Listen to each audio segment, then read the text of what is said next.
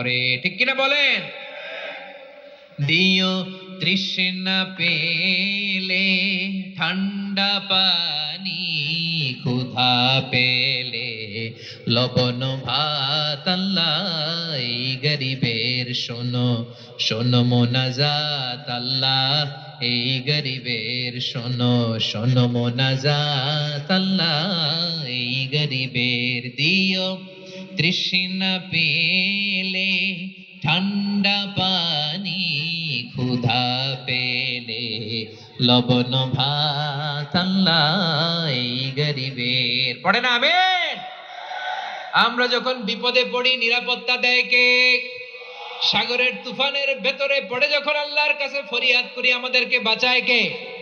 বিমানের ভেতরে যখন বিপদে পড়ি, যখন আল্লাহর কাছে সাহায্য চাই, বাঁচায় কে? কঠিন বিপদের মুহূর্তে আমাদেরকে সিকিউরিটি দেয় কে?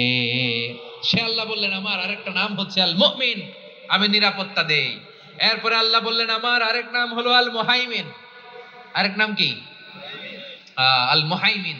আল মুহাইমিন মানে হচ্ছে দ্য ওভারসিয়ার, দ্য অবজারভার, পর্যবেক্ষক, যিনি মনিটরিং করেন আমাদের সব অ্যাক্টিভিটি, তিনি মনিটরিং করেন। কোনোভাবে তার চোখকে ফাঁকি দেয়া যায় না। আল্লাহর চোখ ফাঁকি দেয়া যায়? আচ্ছা আওয়াজ করে বলেন তো, পুলিশ ভাইদের চোখ, পুলিশের চোখ মাঝে মাঝে ফাঁকি দেয়া যায় কি যায় না? সেনাবাহিনীর চোখ, র্যাবের চোখ, ইনকাম ট্যাক্স অফিসারের চোখ, দুর্নীতি দমন কমিশনারের চোখ, কিন্তু আল্লাহর চোখ, আল্লাহর চোখকে কশ্চিন কালেও কখনো ফাঁকি দেয়া যাবে? যেখানেই যান, ঘরের ভেতরে ঢুকে জানলা লাগিয়ে দরজাটা লক করে যদি অন্যায় করেন, পাপ করেন, দুনিয়ার কোন চোখ দেখে নাই, দেখেছে কে? পর্দার আড়ালে যে যদি পাপ করেন, দেখে নাই, দেখেছে কে? গহীন সাগর তলে ঢুকেও যদি অন্যায় করেন, কেউ দেখে না, সেটা দেখেন কে? আপনি কি ভাবছেন আটলান্টিক মহাসাগরের ভিতরে চলে গেলে তার আল্লাহ দেখবে না?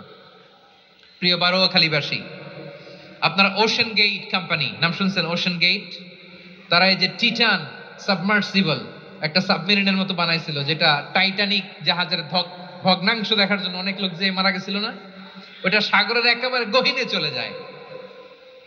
এই টিটান সাবমার্সিবল দিয়ে সাগরের একেবারে গহীনে চলে যাওয়া যায়। বিসমিল্লাহির তলায় চলে যান, তাইলেই তো আল্লাহর ফাঁকি দিতে পারবেন, আর তো আল্লাহ দেখতে পারবে না। পারবে না?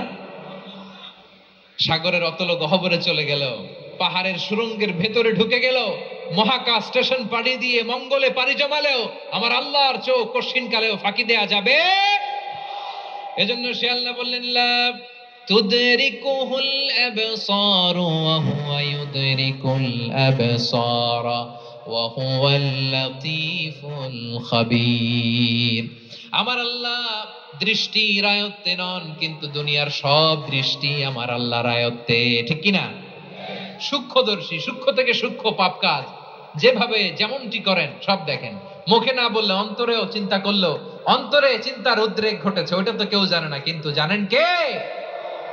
এভাবে যিনি সূক্ষ্মভাবে মনিটর করেন, ওভারসি করেন, অবজারভেশন করেন, তার নাম হচ্ছে আল মুহাইমিন, পর্যবেক্ষক।